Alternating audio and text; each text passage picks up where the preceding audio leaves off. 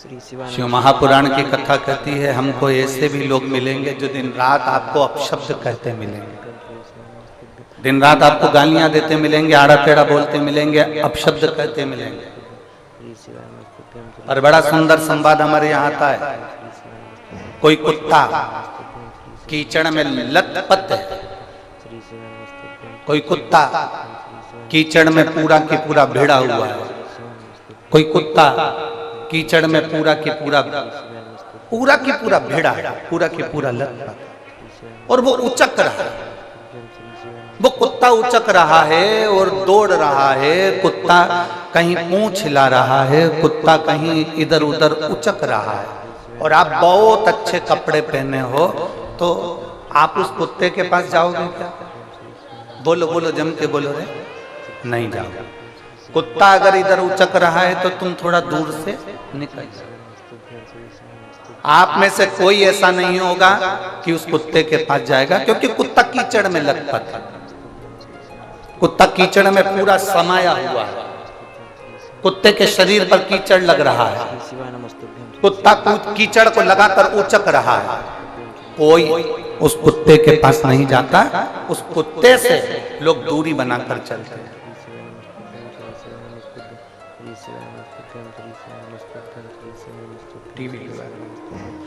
उस कुत्ते से लोग दूरी बनाकर चलते हैं। कोई कुत्ते के पास नहीं जाता। और समझदारी इसी को कहते हैं कि अगर कुत्ता कीचड़ में भिड़ा हुआ है, कुत्ता कीचड़ में भिड़ने के बाद उचक रहा है, बहुत यहां वहां घूम रहा है, तो निवेदन है उस कुत्ते के करीब में मत जाना, कुत्ते से दूरी बनाकर रखना। उसी तरह संसार में ऐसे ऐसे लोग भी हैं जो दिन रात गंदे व्यसन में डूबे हुए हैं, मदिरापान में, मांसाहार में, वेश्यावृत्ति में, जुए में, और ना जाने कितने कितने गंदे काम में डूबे हुए हैं, ना जाने कितना कितना निंदा करते हैं, ना जाने कितना कितना अपशब्द कहते हैं, ना जाने कितना कितना आड़ा टेढ़ा बोलते हैं। आपसे निवेदन है, आप ये जान लेना कि गंदे कुत्ते के पास में जाओगे तो आपके कपड़े गंदे हो जाएंगे, उसी तरह गलत व्यक्ति की संगति में जाओगे तो तुम्हारा भी जीवन व्यर्थ हो जाएगा। कई लोगों के मन में प्रश्न खड़ा हो जाता है कि हम पहले भी शंकर भगवान को जल चढ़ाते थे, हम पहले भी भगवान शंकर की भक्ति करते थे, हम पहले भी भगवान शिव की भक्ति में डूबे रहते थे, हम पहले भी भगवान शंकर को हमने जल समर्पित करा है, हमने पहले भी भगवान शंकर को जल चढ़ाया है, हमने पहले भी भगवान शंकर के मंदिर गए हैं, उनकी पूजन करी है, उनकी अर्चना करी है, उनकी आराधना करी है। पहले फल क्यों नहीं मिला? और आज हम भगवान शंकर की भक्ति कर रहे हैं, भगवान शंकर की आराधना कर रहे हैं, तो फल प्राप्त हो जाता है। आज हम भगवान शिव की भक्ति में डूबे और हमें उसका फल प्राप्त हो जाता है। उसका कारण क्या है कि जैसे प्रत्येक मनुष्य के शरीर में शुगर होती है, प्रत्येक मानव के शरीर में शुगर है, प्रत्येक मानव के शरीर में शुगर विराजमान है, शक्कर है प्रत्येक शरीर में, पर डॉक्टर चेक कर कर बताता है कि तुम्हारी शुगर ऊंची है, नीची है कि लेवल में है। थोड़ी बहुत भी शक्कर ऊंची नीची गई, थोड़ी बहुत भी शुगर ऊपर नीचे गई तो डॉक्टर कह देता है कि शुगर कंट्रोल में नहीं है, शक्कर कंट्रोल में नहीं। डॉक्टर ने कह दिया कि ये शुगर कंट्रोल में नहीं है, ये शक्कर कंट्रोल में नहीं है, ये शुगर लेवल में नहीं है, ये शक्कर कंट्रोल में नहीं है। डॉक्टर कह देता है कि ये शुगर का लेवल ठीक नहीं है, ये शक्कर का लेवल ठीक नहीं है। पीछे आवाज नहीं जा रही है, सबसे आखिरी के पंडालों में और बाहर भी आवाज नहीं आती,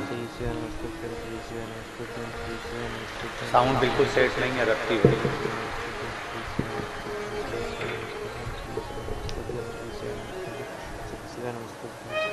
शुगर का लेवल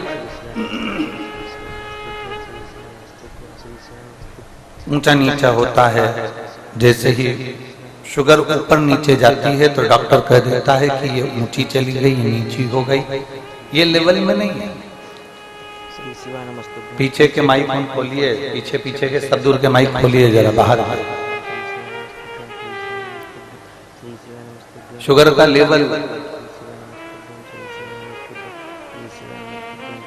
डॉक्टर बता देते हैं कि ये ऊंचा है, वो नीचा है, या लेवल में नहीं है, ये लेवल में है। शिव कथा कह रही है, भगवान शंकर का संवाद कर रहा है, शिव महापुराण कह रही है। शंकर के स्मरण में जब हम ज्ञात हुआ, हमको जैसे शुगर का लेवल हमको ज्ञात हुआ, ऐसे ही हमें भगवान शंकर की भक्ति का लेवल भी ज्ञात हुआ कि शिव भक्ति में है क्या, भगवान शंकर की भक्ति में है क्या, भगवान शंकर की भक्ति में रस तत्व क्या है।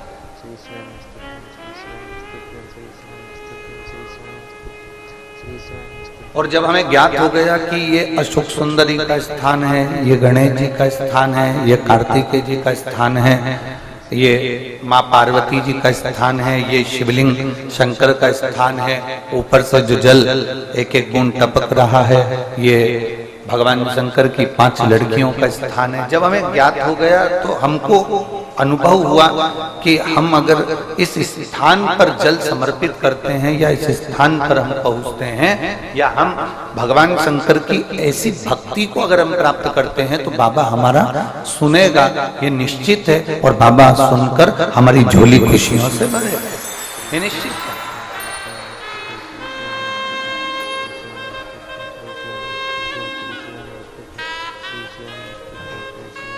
हमारे मन को हमने केंद्रित करा शंकर की ओर, हमारे मन को हमने केंद्रित करा भगवान देवादिदेव महादेव की ओर, हमारे मन को हमने केंद्रित करा भगवान शंकर की विरल भक्ति की ओर।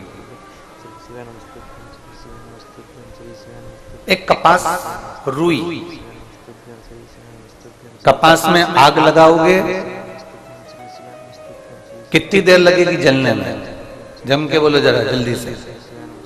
एक क्षण। कपास में आग लगाई तुमने, कपास में जैसे आग लगाओगे एक क्षण में वो राख हो जाएगा, एक क्षण में वो समाप्त हो जाएगा। कपास एक क्षण में जलकर राख हो जाता है, एक क्षण के अंदर कपास जलकर राख हो गया। और यदि कपास में, रुई में, कपास में आपने घी लगा लिया, कपास में रुई में अगर वो घी मिल गया, कपास में रुई में अगर आपने वो घी डुबो दिया, फिर वो एक क्षण में जल जाएगा क्या? बोलो बोलो जमते बोलो, जलेगा नहीं। वो एक क्षण में जलने वाला नहीं है, वो एक क्षण में समाप्त होने वाला नहीं है। फिर वो घंटों तक 15 मिनट, 10 मिनट, 5 मिनट, 20 मिनट जितना उसमें घी है उतना वो, जितना उसमें ग्रत है उस हिसाब से वो,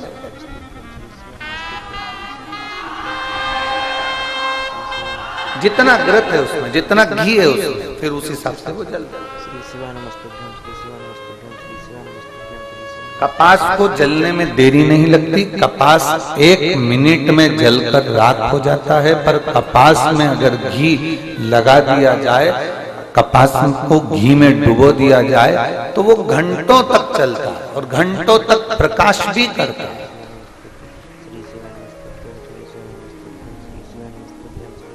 आप और हम सब कपास हैं।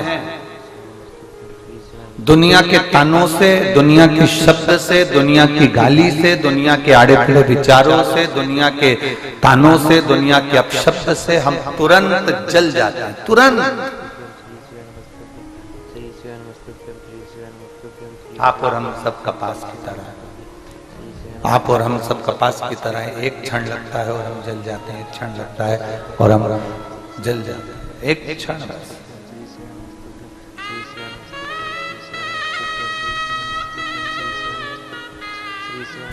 तुरंत क्रोध आएगा, तुरंत अपशब्द निकल जाएगा, तुरंत किसी ने कुछ कहा और तुरंत हमारे मुख से अपशब्द निकल गया, तुरंत कुछ ताने निकल गए, तुरंत आड़ी टेढ़ी बातें निकल गई, तुरंत। हम सब कपास की तरह, कपास की तरह हमारा जीवन। अब कपास को रात होने में एक क्षण लगता है। प्रेशर खोलो अंदर का, बाहर के भी प्रेशर खोल के लगो सबके लिए। कपास को रात होने में एक क्षण लगता है, एक क्षण। पर उस कपास को घी में डुबो दो, घी में डाल दो, तो वो कपास बहुत लंबा चलता रहता है। और वो कपास फिर राख नहीं होता, फिर वो कपास घी में डूबने के बाद अंधेरे में भी प्रकाश कर देता है और दुनिया में भी प्रकाश कर देता है।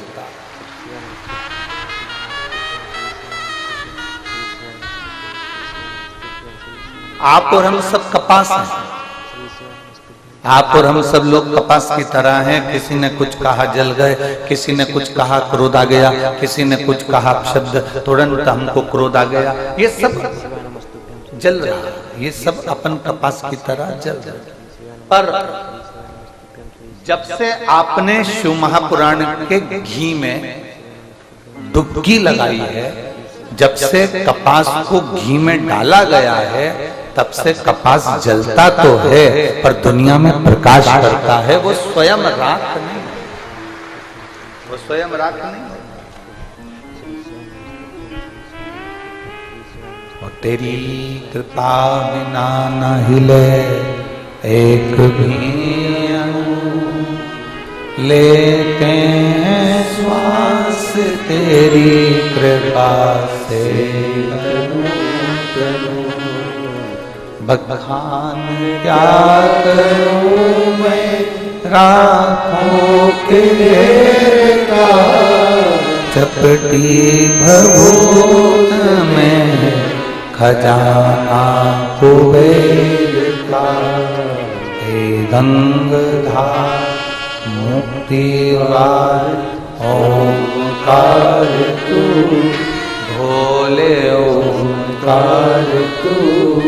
आयो शक्तिया शंभु तार तार तू।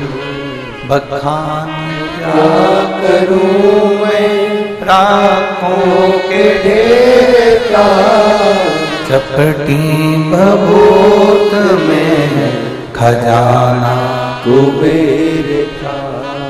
हे गंगाधार मुक्ति द्वार ओंकार तू, भोले ओंकार तू। आयो शरण तिहार शंभु तार तार तू। एक शिव पुराण के घी में शंकर की ये पुराण, शिव पुराण एक घी का काम करती है, एक घृत का काम करती है। इसमें ये शरीर, इसमें ये चित्त, इसमें ये मन, ये कपास की तरह जो ये शरीर है, कपास की तरह जो ये मन है, कपास की तरह ये जीवन है, इसको अपन ने वो डुबो दिया उस चोंगे जैसी आवाज आ रही है, उसको सेट तो करो, बेस वगैरह डालकर उसको सेटिंग तो करिए। कपास को आपने शिव पुराण रूपी घृत में उसको डुबो दिया।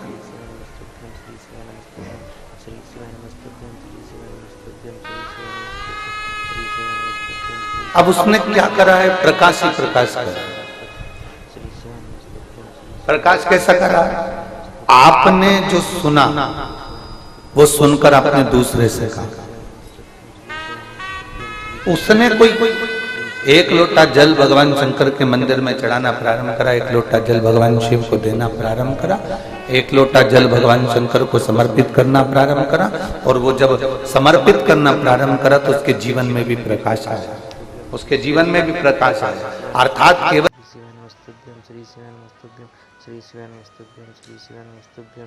में सो आशा गजानन कलापुरे, सैनिक छावाड़ी, जामनेर रोड, भुसावल, जिला जलगांव महाराष्ट्र की रहने वाली हूँ। कहीं बैठी हो तो हाथ हिलाइए। ये चमकदार पत्र है आपका। कहीं बैठी हो तो हाथ हिलाइए। पति का नाम है गजानन पुंडलिक कलापुरे। 12 अप्रैल 2022 शाम के समय अचानक से मेरे पति की छाती में दर्द होने लगा। दोनों भाई उनको हॉस्पिटल ले गए।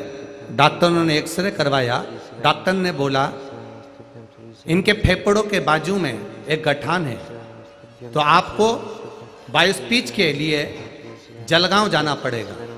दूसरे दिन विजेंद्र हॉस्पिटल जलगांव में बायोस्पीट करवाई गई, बायोस्केपी करवाई, तो डॉक्टर बोले गठान है इनके फेफड़े के पास में और वो कैंसर की है, आपको तुरंत क्यूरी मावंता कैंसर हॉस्पिटल नासिक जाना पड़ेगा।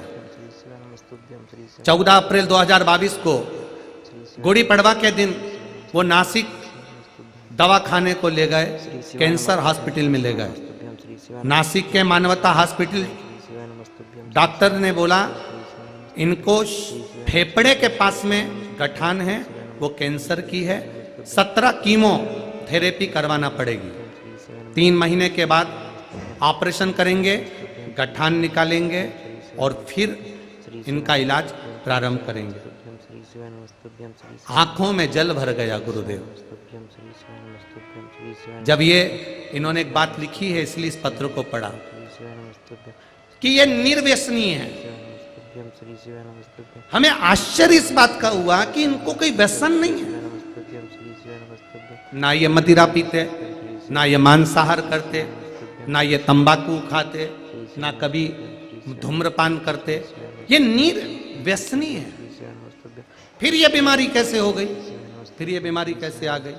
तो मेरी बहन एक बात कहना चाहेंगे, आज के जमाने में कैंसर रूपी बीमारी व्यसन तो उसका मूल है ही, पर साथ में खान पीन आज के जमाने का शुद्ध नहीं है, हर चीज में मिलावट है। इसलिए शरीर को अच्छा व्यक्ति जो व्यसन में नहीं होता उसको भी ये बीमारी हो जाती है। इसमें खान पीन की शुद्धता। गुरुजी हमने देवरानी के कहने पर आस्था चैनल पर कथा सुनी, शिव महापुराण की कथा आ रही है, सुनो। हमने कथा सुनना प्रारंभ करी और 1 लोटा जल हम शिव जी को चढ़ाना प्रारंभ कर दिया। आपने त्रिजुगी नारायण के जल का महत्व बताया, वो जल बुलवाया, बाबा की कृपा, पशुपति व्रत करना प्रारंभ करा और हम उनको रोज चढ़ा हुआ जल देने लगे। शिव जी पर रोज जल चढ़ाते, रोज देते, त्रिजुगी नारायण का पानी पिलाते, बेलपत्र खिलाते। अब उनका रेडिशन करवाने के लिए उनको हम हॉस्पिटल में लेकर गए। जब उनकी वापिस जांच प्रारंभ हुई, ये लाइन आप अवश्य देखिएगा अगर टीवी पर देख रहे हो, तो जब उनकी जांच प्रारंभ हुई तो डॉक्टर ने जब उनका वापिस जांच करी तो जांच में 100% कैंसर की गठान गल चुकी थी और कुछ नहीं बचा था। ये शिव तत्व, ये शंकर। ओ घड़ी महाराज, डॉक्टर बोले गठान तो गल गई है, अपने आप ऑपरेशन की जरूरत नहीं, फिर भी इनका रेडिशन करना प्रारंभ कर देते हैं जिससे आराम लग जाए। अब वो बिल्कुल ठीक हैं। गुरुजी एक ही विनती है शिव पुराण से, मेरा सुहाग अमर करना, मेरी मांग में सिंदूर रहे, बस यही बाबा से प्रार्थना करना। ये शिव तत्व। ओ घड़ी हम तो इतना ही कहेंगे, अगर आप विश्वास पक्का है, शिव के प्रति दृढ़ता पक्की है, भगवान के प्रति आपका भरोसा पक्का है, तो निश्चित मानकर चलिए, आपको भटकना नहीं पड़ेगा। आपको भटकना नहीं है, फिर वो संभाले। भूमि पर एक चीज देखी है, वो कहे बिगन नहीं रहेंगे। महाराष्ट्र के लोग क्या करते हैं, जब बर्तन बहुत काला हो जाता है, मांझ कर देख लिया कि बहुत काला हो गया, बहुत घसा उसे, बहुत घसा, पर वो बर्तन उजला ही नहीं हुआ, वो बर्तन साफ ही नहीं हुआ। तो महाराष्ट्र के लोग इतने चतुर होते हैं, उस बर्तन को छाछ में या बर्तन के अंदर छाछ भर देते हैं। क्या भर दिया है? छाछ। छाछ बोलते हो, मई बोलते हो, क्या बोलते हो? छाछ बोलते हो। तो महाराष्ट्र के लोग जो बर्तन ज्यादा काला हो गया, साफ नहीं हो रहा, उसमें छाछ भर देते हैं और थोड़ी देर रख देते हैं। अब बहू कहती है माँ बहुत काला है, माँ कह देती है छाछ भर के रख दे, पड़े रहने दे, 2-4-8 घंटा छाछ भरी रहेगी ना, साफ हो जाएगा। अब बर्तन जब साफ नहीं होता तो उसको छाछ में डुबो दिया जाता है, उसके अंदर छाछ भर दी जाती है। महाराष्ट्र के लोग, महाराष्ट्र के ही नहीं कई जगह पर हमने देखा, जो बर्तन साफ ना हो, जो बर्तन साफ नहीं हो रहा हो, उस बर्तन में लोग छाछ भर देते हैं। उस बर्तन में छाछ भर दिया, अब छाछ भर दिया तो बर्तन को मांजने की जरूरत नहीं है, बस छाछ भरी रहने दो, भरी रहने दो, भरी रहने दो। एक दिन, पूरा दिन, 24 घंटे, 8 घंटे, 10 घंटे तक जब वो छाछ भरी रहेगी तो वो छाछ बर्तन को अपने आप साफ कर देगी। छाछ में खटास होती है, जिस खटास से बर्तन साफ हो जाता है, वो बर्तन एकदम क्लीन हो जाता है। बस हमें भी महाराष्ट्र की भूमि से ये सीखना है, जो बर्तन साफ ना हो उसको छाछ में डुबो के रख दो। उसी तरह अगर हमारा मन संसार में कहीं ना लग रहा हो, अर्थात हम कामी, लोभी, वासनावान, अहंकारी, तृष्णावान, ना जाने कितना कितना बर्तन गंदा हो गया, तो इस बर्तन को भी, इस शरीर को भी, इस मन को भी भगवान के भजन रूपी छाछ में डुबो के रख दो, बर्तन साफ हो जाए। तन धोने का साबुन मिल सकता है,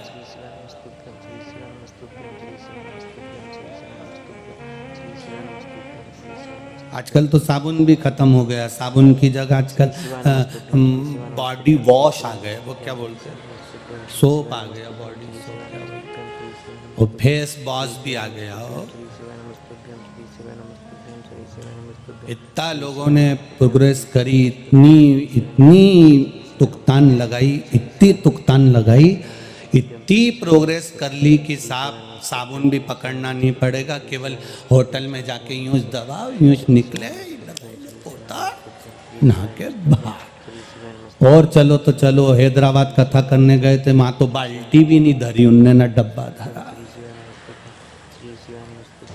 हमने पूछा भाईती जी से, हमने कहा भाईती जी इसमें तो बाथरूम में बाल्टी और डब्बा कुछ भी नहीं है, कि गुरुजी जरूरत ही नहीं है। हमने कहा क्यों जरूरत नहीं है? बस ऐसी बटन दबाओ, ऊपर से पानी गिरेगा ना, नहा धो के चल दो।